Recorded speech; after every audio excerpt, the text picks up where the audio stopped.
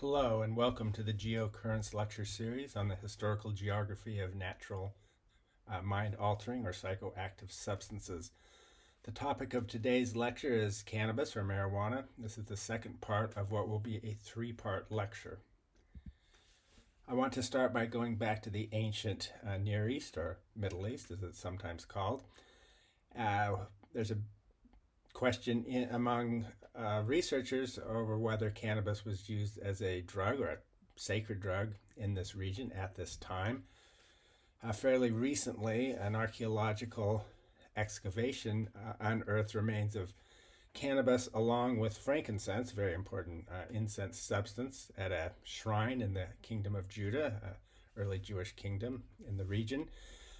Reading from this article, it notes that there were two limestone monoliths that have been interpreted as altars. There were residues of many cannabinoids, including THC and CBD and CBN, and also terpenes and terpenoids, suggesting, well, I would say more than suggesting, that cannabis flowers had been burnt on it. Now note that it goes on to say that these well-preserved residues shed new light on the use of 8th century altars in the region and on incense alterings in Judah during the Iron Age. So the question is whether cannabis flowers were burned simply for the smell as incense, much like frankincense would have been burned or was burned, or whether the smoke of the burning incense was actually resulting in psychoactive changes in the people present. There's no way for us to know this. Incense was very widely used, and it was essentially used for the smell. You would have had to have a very small, tightly enclosed place with a lot of smoke for incense to become psychoactive. So I'm suspicious that it was used as a psychoactive substance. There are many similar claims that cannabis was used throughout the ancient Near East. You find this often in pro-cannabis sources. So here's an article, snippet from an article on ancient cannabis queens, 5 legendary weed-loving women. And it's interesting. It's talking not just about queens, but goddesses as well. And to quote it, for thousands of years, the goddess Ishtar, Inanna, or Astarte, had a spiritual rule over Mesopotamia. A dedicated herb called Simshar was burned in her honor. Shimsar, translated as aromatic of the goddess Ishtar, which Assyriologist Dr. Erica Reinher has stated is the same plant as the Akkadian herb kunubu or cannabis. We don't have really firm evidence of this. I mean, there's some textual hints towards it. This Akkadian and later Assyrian word, kunabu, is often considered to be the source of the word cannabis, although there's a lot of disagreement about the etymology of the word. We did talk about Inanna or Ishtar earlier in this lecture series. Her role in beer production was very well authenticated. Probably what this was, though, was burning of incense. If it was being used as a mind-altering substance, there probably would have been more evidence, but we can't be sure. I mean, it may have been, to some extent, possible to say. If it was used in this early period, it had pretty much disappeared, presumably or evidently, by the time of the Macedonian conquest of the region under Alexander the Great, and then later the Roman conquest of much of the region. There's just simply there's evidence that cannabis was used medically to some extent, but there's really little or no evidence that it was used ritually or as a psychoactive substance. By the time Islam comes along in the 7th century, there's no mention of cannabis in the Quran or the Hadith. So presumably it was not known, or at least was very uncommon. But eventually that's going to change. It changes a few hundred years later, when cannabis as a psychoactive substance enters Islam, and it enters it in a religious mode.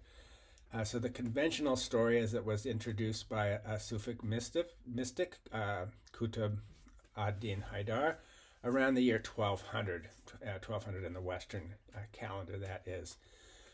To quote Wikipedia article on him, Haidar was a Persian Sufi saint of possible Turkic origin who died in 1221 CE. The date of his life helpfully indicates the time when the use of cannabis took hold in Islamic society. And it also notes that in Iraq, Syria, and Egypt, cannabis was known as Haidar's Lady or the Wine of Haidar. So it's a pretty clear connection.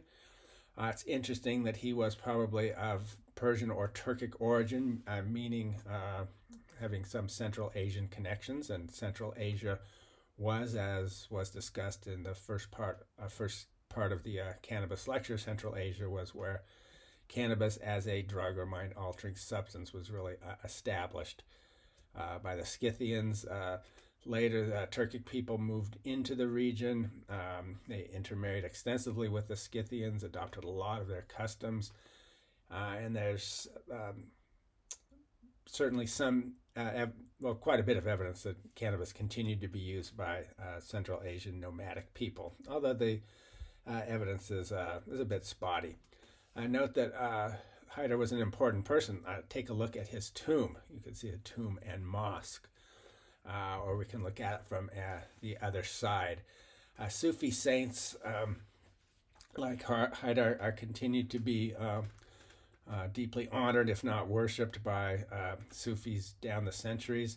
Their burial places, their tombs became important places of pilgrimage and worship. And I should say this was something that was very upsetting, disconcerting to more fundamentally inclined Muslim scholars and religious leaders, which we'll talk about in a few minutes here. So Haidar and his followers took cannabis constantly, according to some sources, but it's important to note they were anything but what we would think of today as laid-back stoners.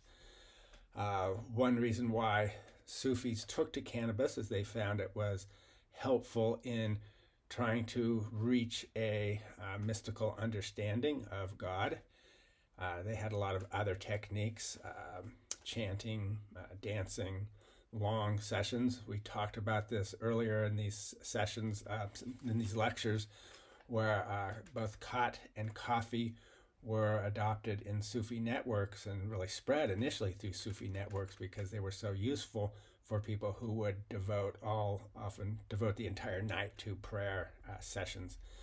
Anyway, Haidar and his followers saw cannabis as a positive aid to spiritual life.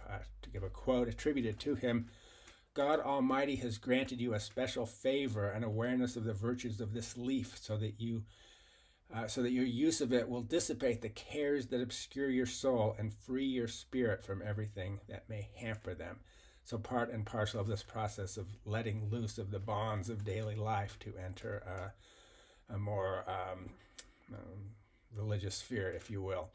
But it's also important to note that Haidar and his followers embraced celibacy and even the mortification of the flesh. In other words, piercing their skin with iron hoops and the like. This was something that many Sufis did to one extent or another.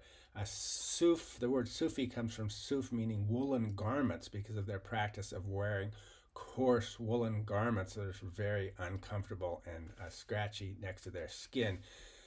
This would maybe be somewhat similar to the use by medieval and early modern Catholic ascetics who would wear something what's called a hair shirt, a shirt made out of horsehair, which would scratch and sort of excoriate the body. So there's some similarities there. It has been suggested that they used hashish or a resin of cannabis to numb the pain. That may be true. I mean, it is an analgesic, but it's not a very good analgesic. If they just wanted to numb the pain, opium would have been a far better bet. So basically, hashish may have had some use as an analgesic, but it was basically used for its psychoactive effects, not for its numbing of pain. There are a lot of stories about how Haidar discovered the effects of cannabis. And again, this falls into the just so story category that I talked about with the tales about how coffee was discovered and how tea was discovered. They have no credibility. They're just stories that people began to tell. For example, there's a 12th century legend involving Haidar, who wandered out of his lodge. Sufis' practices were often organized around what in English are called lodges. To spend time in a nearby field, he found a plant dancing in the sun's warmth, and after eating some of the raw leaves, experienced a curious, uplifting sensation. And to quote from Franz Rosenthal, who wrote a book called The Herb, Hashish versus Medieval Muslim Society, from which I've drawn a lot of the information in this lecture, but he notes that the character of Haidar's story as a literary motif underlies its legendary character.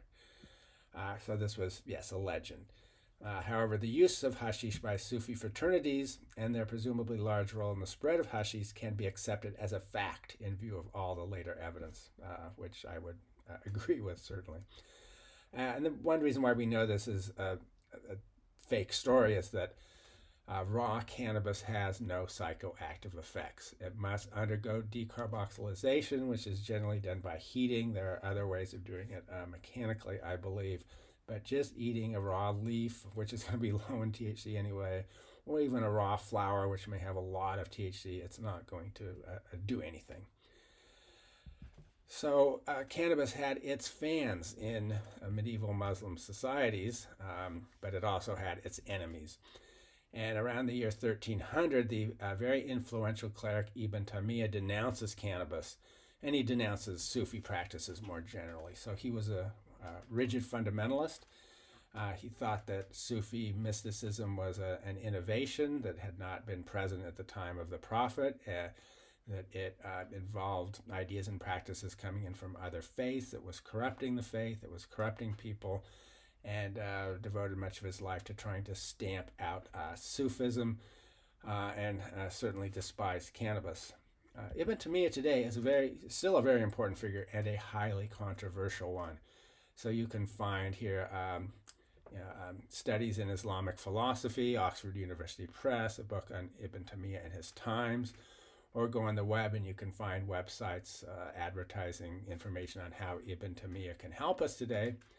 And then you can find texts on Ibn Taymiyyah in the literature of contemporary jihadists, because Ibn Taymiyyah is very often, well, probably usually taken as the originator or the touchstone of the interpretation of Islam that is associated with radical jihadis, terrorists, and others who believe that very violent acts done in the cause of Islam are justified and religiously sanctioned. It's important to stress that not all Muslim scholars or leaders by any means have this view. It is one strain of thought in a very rich and complex religious tradition. It's important to understand Ibn Taymiyyah as time and place where and when he lived. So he lived in the Middle East when in a region where much of it was ruled by the Ilkhanate. So the Ilkhanate was one of the Mongol successor states. The Mongol Empire in the early 1200s spread across much of Eurasia, largest contiguous empire the world has ever seen. Much of the Middle East was conquered. The unified Mongol Khanate split into four subsidiary Khanates in the late 1200s, mid 1200s even. And one of these was called the Ilkhanate. That means the subsidiary Khans. Originally, they offered their support to the Great Khan in Mongolia, but that was mostly for show. It was an independent polity. So the Mongols who conquered this region were not Muslims when they came in. Some were Buddhists. Actually, some were even Christian. Most of them followed the traditional traditional Central Asian or Mongol religion, sometimes regarded as called Tengrism or sky worship. I won't go into the details, but the Muslim Khans who were ruling in the West were ruling over a largely Muslim population, and eventually they converted. So Ghazan, the seventh Khan of the Ilkhanate, and the end of the 1200s, converts to Islam. But Ibn Taymiyyah was not convinced of his sincerity. He thought this was a fake conversion. Certainly, Ghazan continued to be very tolerant of other religions and did not enforce Sharia or Islamic law the way Ibn Taymiyyah thought that it should have been enforced, allowed apostates to continue to flourish and a variety of other things. So Ibn Taymiyyah denounced Ghazan as a false Muslim and said that his followers were free to commit acts of jihad against him. Takfir is the term, denouncing someone as a non-Muslim. So it was controversial at the time and continues to be so. Ibn Taymiyyah's problems with cannabis were, one, it was associated with the Mongols.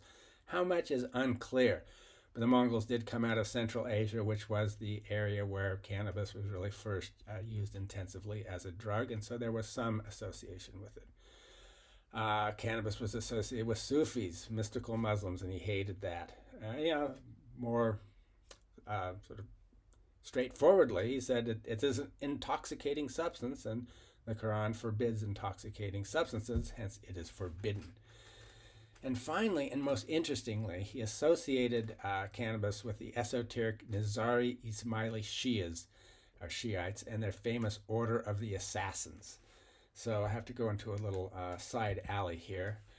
But the Order of Assassins was a well-known group who had been long conducting asymmetrical warfare against Sunni Muslims and Sunni Muslim rulers and Christian crusaders. Actually, the Mongols, under Hulagu, the Mongol leader who led the invasion of the Middle East, defeated the assassins, were able to storm their main stronghold, Alamut Castle, located in a very inaccessible area in northern Iran. None of the pre-existing states had been able to deal with the assassin threat, but the Mongols were. It wasn't easy at all. The Order of the Assassins had strongholds scattered throughout Iran, Iraq, into Turkey and other areas. So they were members of a particular sect of Shia or Shiite Muslims. By this time, this region of the Muslim world had been entirely under the rule of Sunnis. So, previously, Shias had a lot of power, but that was in an earlier era. And the Sunni states were able to, the Sunni leaders had been able to overthrow Shia states, but the one particular group of Shias, and it's a particular sect of Shia, a sort of a subsect, if you will. So you have the Ismaili as one group of Shiites, and the Nizari Ismailis are a subgroup. But they were able to establish this very effective sort of counter-state, if you will. I mean, they didn't really have a state. They just had networks of strongholds and conducted, again, what's today known as asymmetrical warfare. Now, you're not sending armies up against them, but using things like assassination and propaganda. And there's a legend, very common, I believe it goes back to Marco Polo, if not earlier, that the assassins fed hashish to people who were designated to assassinate someone, that put them in a pleasure garden, that give them all sorts of sensual pleasures and give them cannabis and say, this is a foretaste of paradise. You go do your duty. You're going to die. Sorry for the typo there. No real evidence. It should read. I better be more careful in my slides here. And it's been widely reported that the term hashish and the term assassin are cognates that come from the same word. There's no real evidence of this. It's a story. It's a myth. But the assassins were a very, very real thing. And they did terrify a lot of people, and they were associated with cannabis at some level. This was mystical, esoteric branch of Shia Islam, and they used cannabis as well, most likely. Interesting that the Order of Assassins still figures prominently in the public imagination. There's a very popular video game called Assassin's Creed, to quote Wikipedia. It depicts a fictional millennial-old struggle between the Order of the Assassins, who fight for peace and free will, and the Crusader Knights Templar, who desire peace through order and control, and combines historical fiction, science fiction, fictional characters intertwined with real-world historical events and historical figures. It's interesting that, at least from this description, I've never played, let alone played the game, but the assassins are simply fighting against one order of crusaders where most of their targets were Sunni Muslim rather than Christians, at least to my knowledge. And as a final note, I want to mention that the Nizari Ismailis are still around, but boy, have they changed. Their leader is His Royal Highness, the Prince Aga Khan of the emanate of the Nizari Ismaili Shias. Now, that is very interesting. European royalty, actually, I don't know when this happened, 19th century, I suppose, gave royal status to the leader of this religious community. His Royal Highness does not have a kingdom, does not have any sort of realm, but he has a congregation. It's about 15 to 20 million strong. It's quite global. There are Nizari Ismailis in many parts of the world. Probably the greatest concentration is the mountains of northern Pakistan, up into the Karakoram and other high elevation areas in the far north. But their headquarters is now in Lisbon, Portugal. They've had to. It's interesting. They fled to Europe when they had a lot of antipathy toward them in the Muslim heartland. There are some followers of Ibn Taymiyyah, for example, who would regard Nizari Ismailis as not real Muslims at all, apostates, and people who should be discriminated against and in some cases killed outright, depending on how extreme the interpretation is. But it's very interesting. Overall, the Nizari Ismailis are now a very cosmopolitan group. They emphasize education. They have a lot of devotion to social development. They're theologically very liberal. The Aga Khan Development Network is one of the world's largest charitable organizations. And it's interesting, really remote areas with a lot of Nizaris, like northern Pakistan, have seen literacy rates go from extremely low to extremely high in the last 40 years, thanks to educational efforts of the Aga Khan Development Network.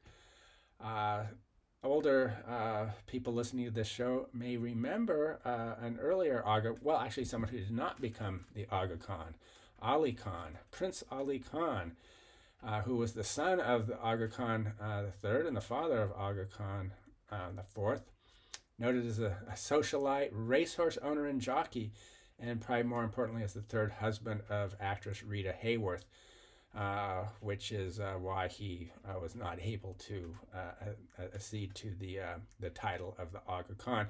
But he did represent Pakistan in the United Nations and became vice president of the General Assembly. Tells you a lot about how Pakistan has changed. That would be unthinkable today, where members of these sort of questionably orthodox, or we may say heterodox Muslim sects are not accorded much respect and are often persecuted outright, sometimes to an extreme degree. If you're interested in this, you can find some interesting articles with titles like The Love Goddess and the Playboy on Rita Hayworth, who was one of the most important actresses of mid-20th century in the United States, and her swashbuckling husband. Moving up in time, up to the Ottoman Empire, which flourished in the early modern period, 15th, 16th centuries, well, on up to the 20th century. Cannabis was widely used mostly by Sufis. It was deemed permissible by the Islamic authorities in the empire if it was not done for pleasure, if it was done for religious purposes. but it was still widely disparaged by the elite. Interesting article on the use of cannabis among Turkic people up to the 15th century. And it notes that cannabis and opium were considered permissible, again, if they were not taken for pleasure or if they did not cause intoxication. Well, what do you mean by intoxication? That is obviously open to interpretation. In the Ottoman Empire, Sufis often associated cannabis with al-Khidr or al-Khazar, a very interesting figure, sort of a mystical figure in Islam, also known as the Green One. To quote Wikipedia here, al-Khidr is described as a righteous servant of God, possessing great wisdom or mystic knowledge. In various Islamic and non-Islamic traditions, he is described as an angel, a prophet, or wali, one who guards the sea, teaches secret knowledge, and aids those in distress. So it's interesting, not just in Islam, but in Zoroastrianism, and the Druze faith, which is an offshoot of Islam, but is generally not considered part of it. He has this important role. You find a lot of illustrations. You can see one here where his face is a light. But they found a servant from among our servants for whom we had given mercy from us and who has taught us direct knowledge. So the idea really of al-Khidr is that he is this mystical being who can impart this very deep, ancient, esoteric knowledge. It is an enigmatic figure, to be sure. If you look at current Muslim sources, you'll see there's quite a bit about al-Khidr. He's certainly there, but no mention of any connection with cannabis. The same illustration of him riding on a fish, but also known as the Green One, the Verdant One, teacher of the prophets, guide. The illustration on the bottom right, which comes from an educational organization called Islam for You, I find rather astounding, because that is the kind of a depiction of a holy figure. I mean, really, not exactly, not a human, somebody of beyond humanity, more like an angel on earth. But to have this kind of depiction, I mean, many hardcore Muslim fundamentalists would find this sort of art idolatrous, but there's a lot of diversity with Islam, and that's important to note. But back to al-Khidr, it's interesting that modern cannabis sources do connect him to cannabis. So if you do web searches, you can find things like Sufi tokers and the Green Saint, or the Green Prophet, Khizr, Islam's patron saint of cannabis. Well, that's a stretch. I mean, there certainly historically have been connections. They're downplayed today, but to say he's Islam's patron saint of cannabis is more than a stretch. Mainstream Islamic law now forbids cannabis. There's some disagreement. Local authorities can be much more accommodating. There's certainly high levels of use in some Muslim communities, but if you go to standard Muslim websites that can give adherents information on what is halal, permissible, or haram, forbidden, you'll generally find pretty high level degree of unanimity that cannabis is forbidden. To quote one here, cannabis as a plant that intoxicates and affects everyday thinking can be equated with alcohol, which is haram, unlawful. The analogy is strengthened by a hadith of the Prophet. Now, there's no mention by Muhammad of cannabis, so you have to reason analogically here to come up with these. But as I mentioned before, cannabis use is fairly common. Certainly cannabis production, hashish in particularly, cannabis resin, very closely associated with Morocco, Lebanon, the Bekaa Valley, particularly a Shia part of Lebanon, historically with Turkey of the Ottoman Empire, with Afghanistan and parts of Central Asia. Cannabis has been widely grown. Hashish has been made for a long time. It used to be that, say back in the 60s, where hippie travelers or people interested in cannabis would often make a pilgrimage, especially to Morocco. That was the place to go. It was the place to go to learn how to make hashish, to delve into deeply into cannabis culture. If you look at modern maps that show cannabis users as a percentage of the population, it's relatively low through the Muslim world. This map is interesting as it shows Morocco is higher, about in the same category as France, Spain, and Italy, although much less than the US and Canada, let alone Papua New Guinea. I'll show you some maps like this in the next lecture, but I'm very suspicious about them. It's hard to get firm data. Most of these rely on self-reporting, and people are by no means always honest. And so anyway, take it with a grain of salt. I'll talk next a little bit about the diffusion of cannabis as a drug from the Muslim world, from these Sufi brotherhoods or fraternities, into sub-Saharan Africa. And it's known that this happened. It's not exactly know when it happened or how it happened. There's almost no textual evidence. There's sort of circumstantial evidence. This is a map from Barney Whorf's work in the Geographical Review on the Historical Geography of Cannabis that I mentioned in the previous lecture. I've made some changes to this map that are in maroon color. So the original map has cannabis going from the Levant, the Eastern Mediterranean, through Saudi Arabia down to Yemen, across the Red Sea into Africa. I'm suspicious of this. One thing is that central Saudi Arabia has long been a virulently anti-Sufi area. This was especially true after the Wahhabis came to power in the early 1700s.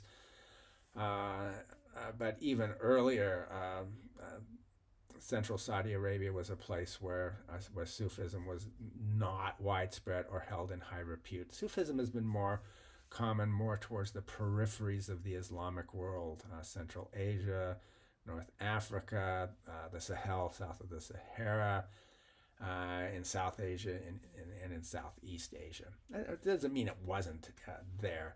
I think it's far more likely that it came by maritime routes, and this is just not based on any sort of solid evidence.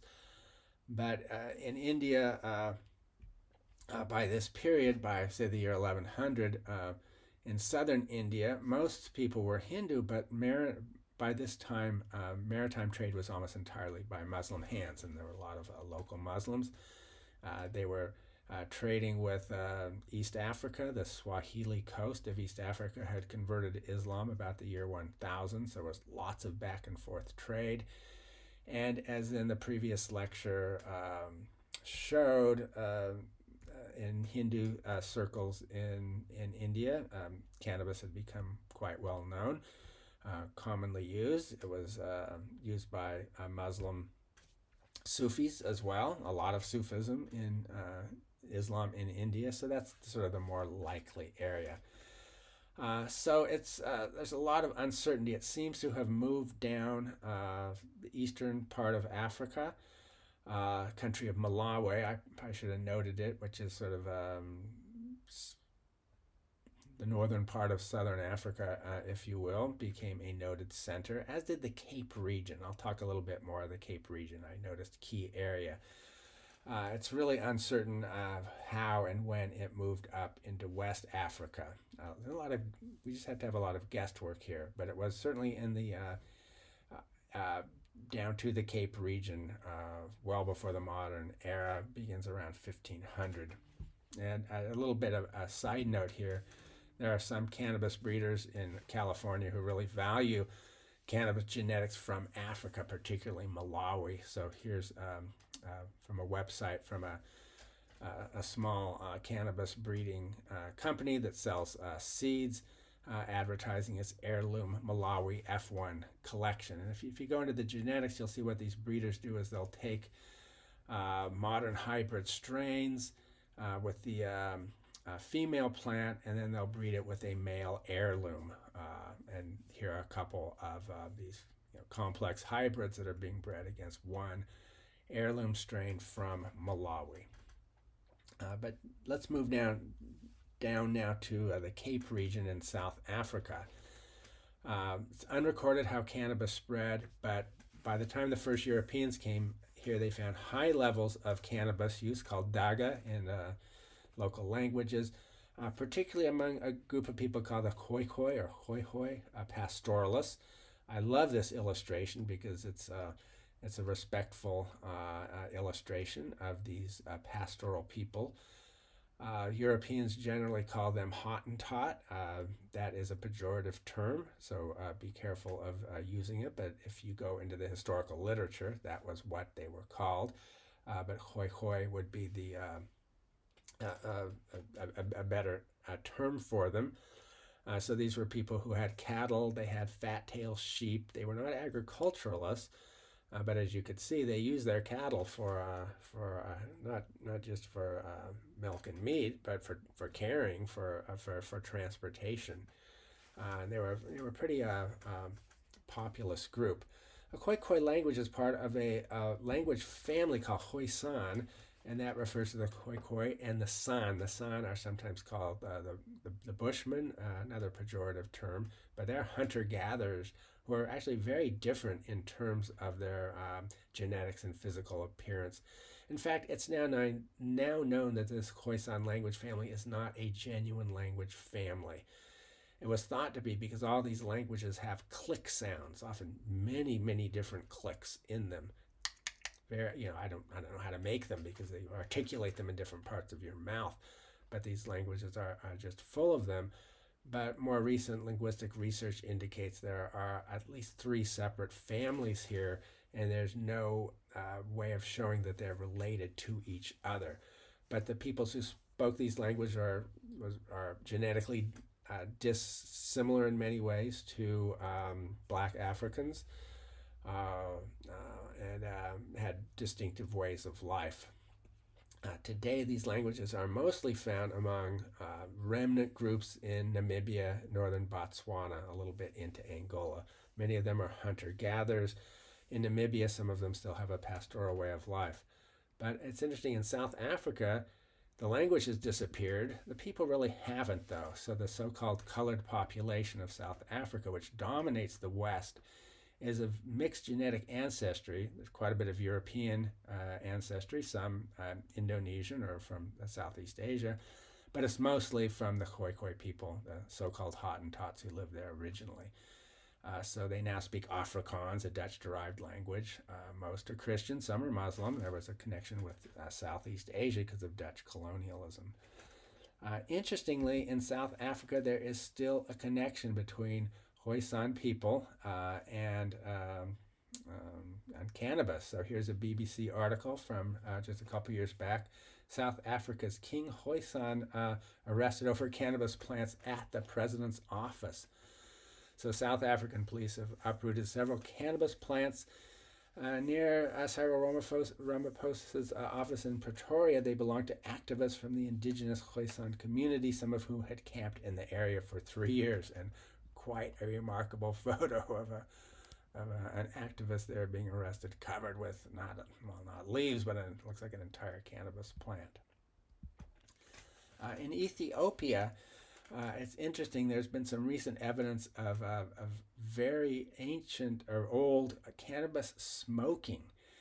I'm sorry, I neglected to get the date of this article. Cannabis smoking from 13th, 14th century Ethiopia, but direct chemical evidence.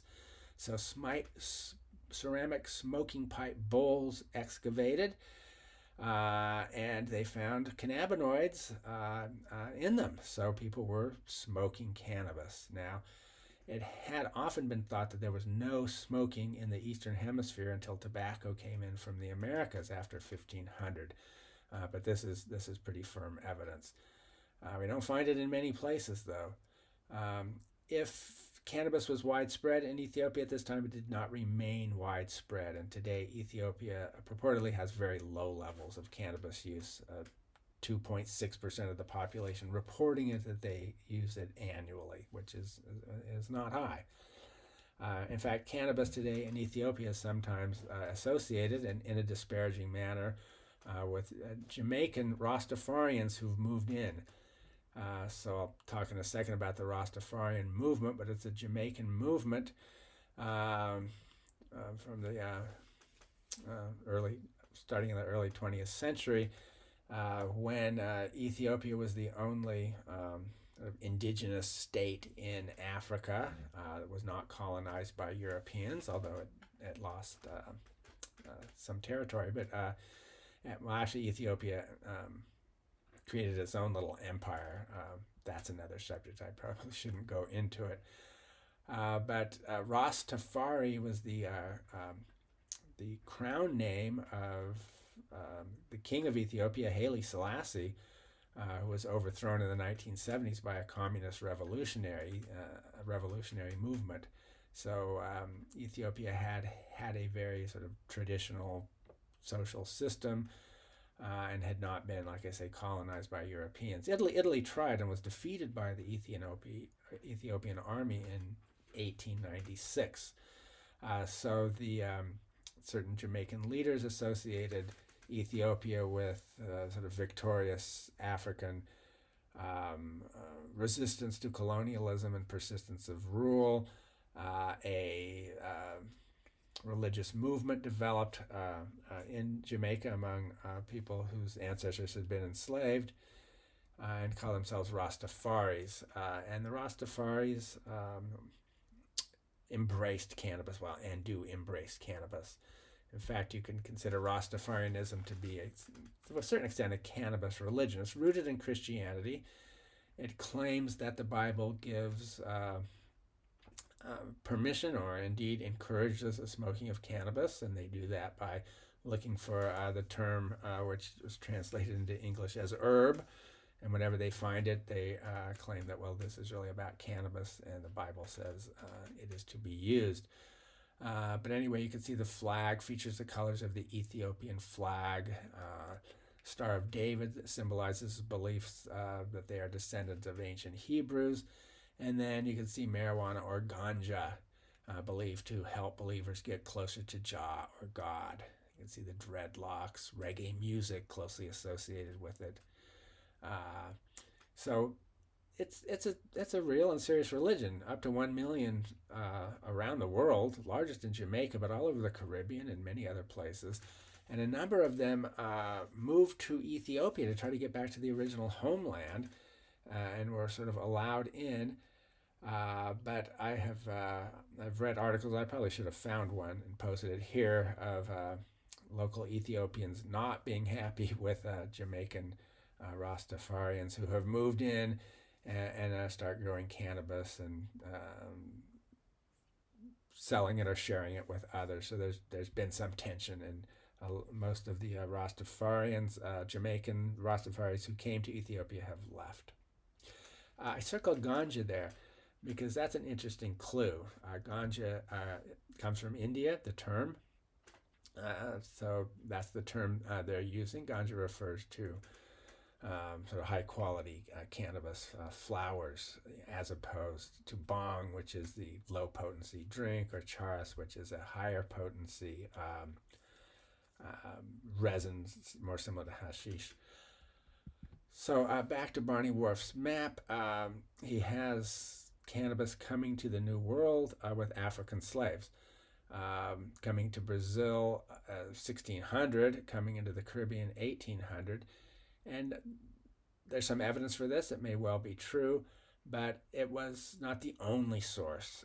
Cannabis was also brought to the Caribbean with indentured Indian servants. After slavery was ended by the British Empire in the early 1800s, they were still developing new sugar plantations in places like Trinidad and Guyana.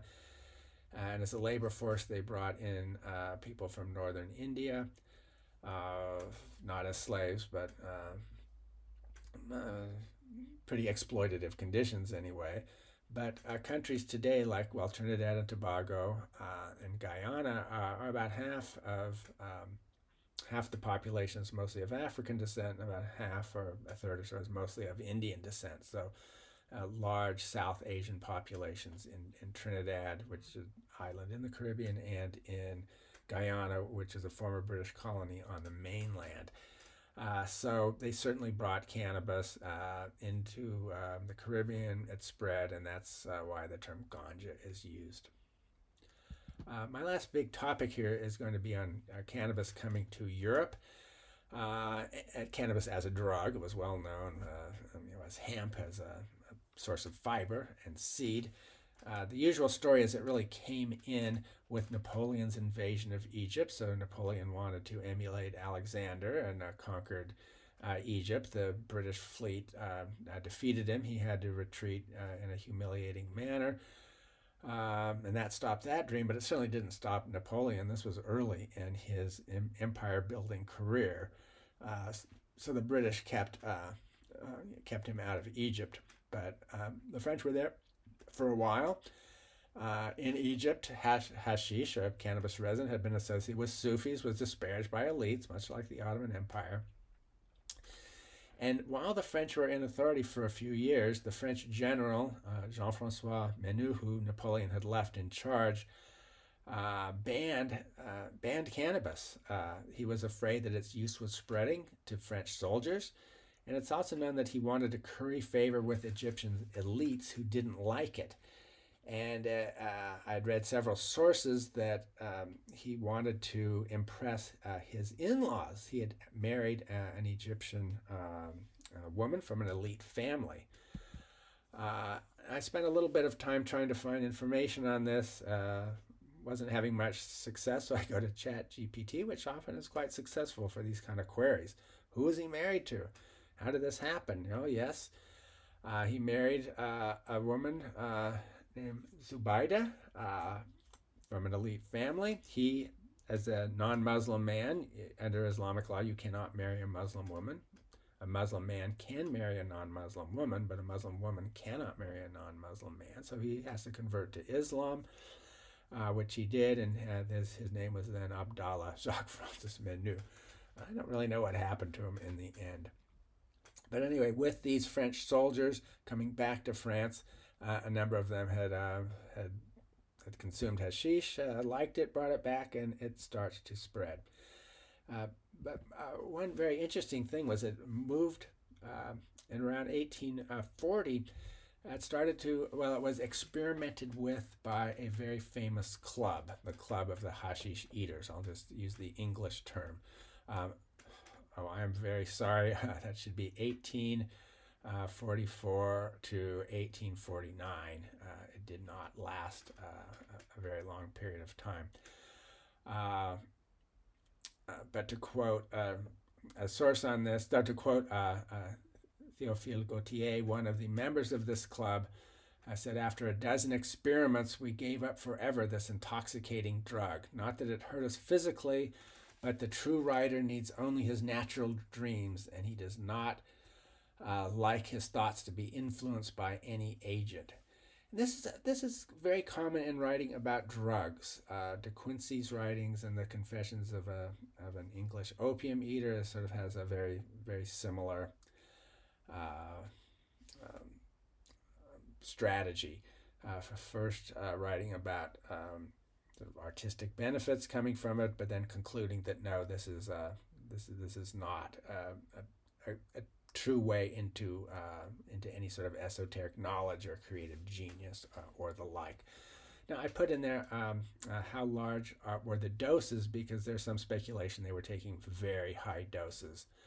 Cannabis is a substance where it's almost impossible to physically overdose, but you can take huge quantities and have very different mental effects than you would with moderate doses. And this club of the hashish eaters, it is important to note, had some very important members.